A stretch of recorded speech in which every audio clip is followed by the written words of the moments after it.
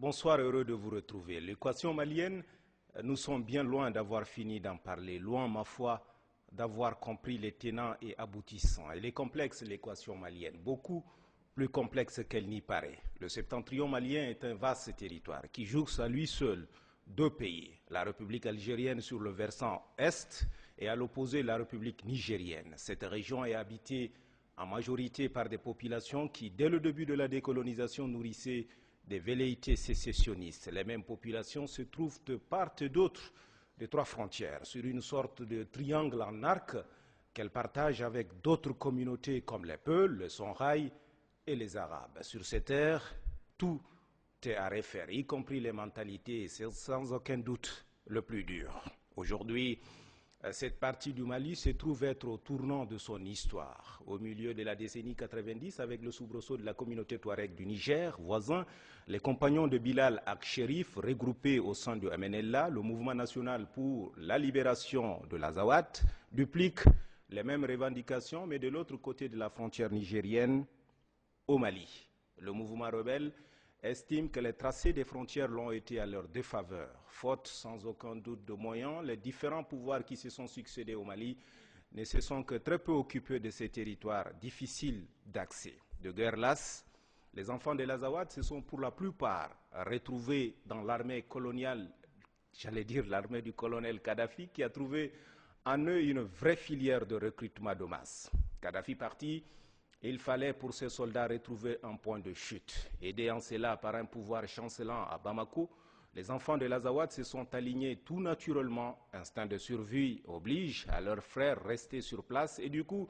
le MNLA s'imposait désormais comme une force politique et militaire incontournable. Très vite, il noue pacte et amitié avec AQMI, une filiale d'Al-Qaïda. Puis, de cette alliance naîtra le Moujao, le mouvement pour l'unicité et la djihad en Afrique de l'Ouest. Cette dernière affiche ses ambitions dans son appellation déjà, son spectre s'étend bien loin des frontières maliennes avec des accointances certaines du côté de Boko Haram au Nigeria. Une autre aile dissidente naîtra sous l'appellation d'Ansar ad-Din.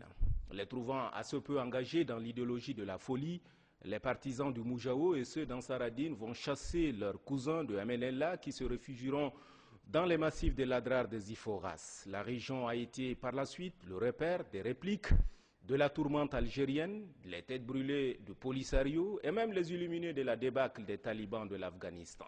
Trafic d'armes, de cigarettes, de drogue, prise d'otages, bref, des narcotrafiquants, tout y passe. Ébouillanté par l'avancée des troupes tchadiennes et françaises au soir du 30 janvier 2013, après les frappes chirurgicales de l'opération Serval, le Moujao et ses supplétifs remontent plus au nord, vers Tessalit, dans le Tegerger, abandonnant la cité forteresse de Kidal qui leur servait de capitale.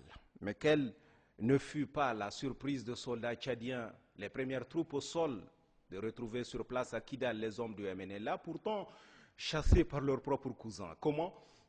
L'histoire le dira. Toujours est-il que pour l'heure, la communauté internationale trouve que le MNLA est fréquentable et que par conséquent, il faut les traiter autrement. À Bamako, les opinions se divisent et se fâchent. Mais le pouvoir à Bamako est un pouvoir conjoncturel. Le mot n'est pas fort. On parle d'un président intérimaire. Intérimaire, ça veut dire ce que ça veut dire en langue française. Soit dit au passage, c'est le seul président intérimaire au monde à la date d'aujourd'hui. Un intérimaire est un intérimaire. Pire, personne n'est en mesure de dire combien de temps durera la transition au Mali. L'Afrique contemporaine a certes connu des crises. Nous en avons connu des vertes et pas mûres. Un temps pas si lointain, quelqu'un s'est cru autorisé d'écrire Tchad état néant.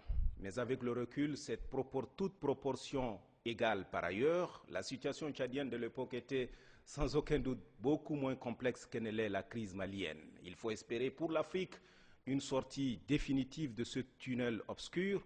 Le drame qui se noue au Mali nous concerne tous. C'est notre drame. Il transcende nos clivages. Nous sommes tous des Maliens. Vivement lundi prochain.